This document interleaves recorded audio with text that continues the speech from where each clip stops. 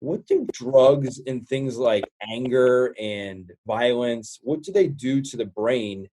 And after you use them, do they have long-term effects to the point where you're not able to rewire them through neuroplasticity, or how does that work?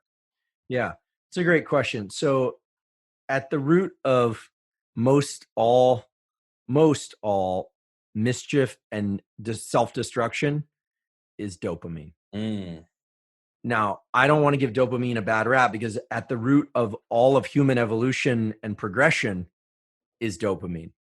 But when you take your story or my story and you say, well, what's the common theme? Again, this is the idea, like, what are the common principles?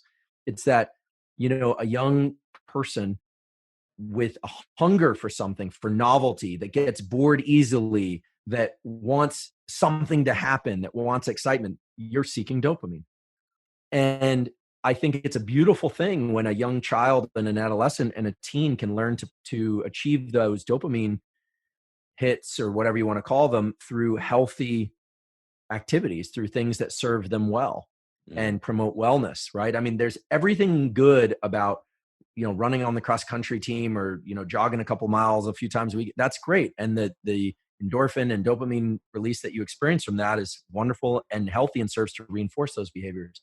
Everything I described and some of the things that you've described in your story are about chasing dopamine and trying to find that. We need it.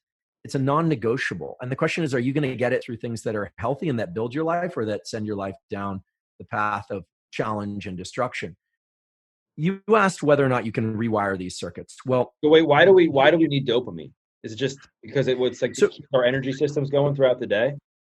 so dopamine is normally associated with the feeling of reward, and it Mm, does make us feel good. But dopamine is what keeps us motivated toward a goal, toward reward. So if an animal, remember, these systems exist in dogs and in cats and in birds and elephants for that matter. This chemical was designed to put animals, including humans, on a path to something and to pursue things outside our own immediate reach. They are the opposite of the chemicals that make us feel good with everything that we've got in our immediate space, like serotonin and the opioid system. And we can talk about those. So dopamine was designed to motivate us. Think about dopamine more or less as a jet engine that propels you in a certain direction. mm. And then when you get to where you want to go, you get replenishment of that dopamine. That's essentially the way dopamine works. It's the reason why thirsty animals and humans get up and move toward the sink. It's the reason that if you're food deprived, you seek food. It's the reason why if you want more resources to secure a better life, you focus on the external and figure out how you, this organism that has a container, your skin, is going to move through the environment to get to that thing, that reward and that build. And so human evolution is largely the consequence of the action of dopamine. Solving a puzzle for a scientist, discovering something, that is a massive dopamine rush. And dopamine can be released in small amounts or big amounts. The genetic thing that you asked about is interesting. There is this idea that some people have a greater propensity for sensation seeking and novelty seeking. I would say that most people it's on a continuum, but that most people have pretty healthy levels of dopamine transmission. But early in development, the things that you experience that really kind of wake you up and thrill you, the excitement about a song that you hear when you're 15 will forever be embedded in you. And that's that relationship between dopamine and plasticity. So not only is dopamine motivating you and driving you towards rewards, but dopamine is involved in queuing up the brain and nervous system's ability to change. So you want more of the thing that gave you that. And if you think about it from an evolutionary perspective, it's so logical. Let's say you're a thirsty animal and you find the stream that gives you water. Dopamine doesn't reinforce your relationship to the stream. It does that, but it mostly reinforces the walking and the pursuit that got you to the stream. And so when you think about replace stream with a drug of abuse like cocaine, and at first it's about the feeling of getting cocaine, but they've looked very carefully at what happens in the brain when people are anticipating Mm. drugs. And that's where you get the surge of dopamine that gets you out there doing what you need to do in order to secure that drug. It's the You thrill. know, I remember when I was going and scoring drugs as a kid. You're right. Like you're more like the rush comes more from how you're going to get it that day than from actually. Once you do it, you're like, oh, why the hell did I do that again? You know what I mean? It's the chase, right? But once you catch, you're like, ugh. You know what I mean? exactly. And for some people it's drugs. Like I said, I was fortunate that that wasn't the way I was wired. I eventually, I think, replaced some of it with exercise. For me, exercise is a non-negotiable. I'm not maniacal about it, but I need my 4 or 5 workouts a week, or it's pleasure for me when people are like, oh, I have to work out. I'm like, oh my goodness, if I could recover, I'll work out again. I'm jealous of people that can train twice a day and still recover. I can't. I don't have those kind of recovery abilities. But you know, whether or not it's drugs or it's food or it's water or it's sex, I mean, think about it. The propagation of our species, the reproduction of our species, and the continuation of our species is the most important aspect of our biology in every species. Okay. So obviously, sex needs to be age appropriate and consensual, all of that. But the important thing to understand is that the dopamine system was wired into the pursuit of mates for this very reason, Mm. because Mother Nature needed to install a mechanism in us that would universally drive us towards the things that would allow us to reproduce and to continue, whether or not it's water, food, sex, warmth, shelter, social connection. You can't overstate the power of dopamine. Now, I just want to But make sure I answer your what's the question. difference with sex? Let me ask you real quick. Sorry to interrupt you. With oxytocin and dopamine, is there a difference? I mean, one's a hormone, I think, and one's a neurotransmitter, correct? That's right. So works as what we call a hormone neurotransmitter, kind of does a little bit of both. But I'm glad you brought that up because we have other reward systems in the brain. So there's also a serotonin system in the brain and an oxytocin system in the brain.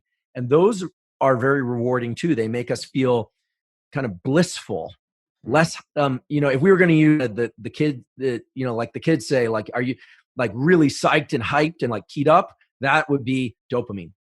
Blissful and blissed out, that's more serotonin and oxytocin. Okay. So, and probably nowadays there's language that I just don't know because I'm 45 years old. So forgive me to the younger audiences if there's a different language around all that. But oxytocin and serotonin are feel good molecules that tend to promote a sense of stillness or a desire to remain still.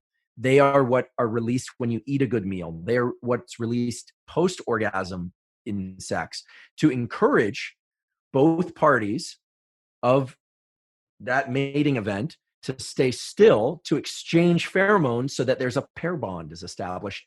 And the pair bond is very diabolical and very beautiful. I say diabolical because it's arranged, it's prearranged subconsciously so that you will hopefully build the kind of bonds that will allow you to raise children together. That is the basis of that neurochemistry. Now, we know this because there are species of animals that are monogamous and other members of the same species that are not. And the extent to which oxytocin and another molecule called vasopressin are released depends on whether or not they're monogamous or not. But remember, these chemicals were designed to bias our behavior toward action or stillness. So the thing about dopamine that's really beautiful, but also can be quite sinister, is that dopamine wants more dopamine. Dopamine puts you in action. Dopamine, you talk to a drug user and they might, if it's a drug like heroin, it creates a sense of quiescence and like stillness. I mean, the opioid system is the ultimate form of stillness, right? It creates this kind of state in which people don't want to go out and do anything else until they need more. The Mm. dopamine system, so amphetamines and cocaine, unfortunately tend to put people on the path to more. As soon as they get it, they're thinking about more. And when you look into the world of process addictions, things like sex addiction and food addictions, because it's a little complicated what constitutes an addiction when you start getting into behavioral addictions, but they do exist. What you find is people will report the same thing, that they're seeking sex or food and then they get it, and that's not even the reward for them anymore. They're more into the seeking than the actual reward. And that's when you start to look at things like online apps and dating apps and things. You start to say, wow, like we are really being leveraged. We need to be conscious of what's happening here. So there are these two reward systems. One makes us kind of still, the serotonin oxytocin system. The other one is designed to put us into modes of more pursuit. And the opioid system, I feel obligated to just mention, because we talked about it briefly, like heroin and the opioids, those were designed to be triggered in our body. Their release happens naturally in our body, but at very low levels. They were basically designed as Mother Nature's painkillers, so that if you and I have to walk 100 miles together to go to a new village or do something, or to find something, and I've got a blister and my ankle's hurting and my knee is hurting, the opioid system can kick in and provide some pain relief. But it was never designed to be released in the massive quantities that things like OxyContin and other drugs do for so many people. And again, I don't hate the pharmaceutical industry or the biotechnology industry, quite the opposite. But I think we have to understand the tremendously large amount that's released when people take those things as opposed to when they do natural behaviors.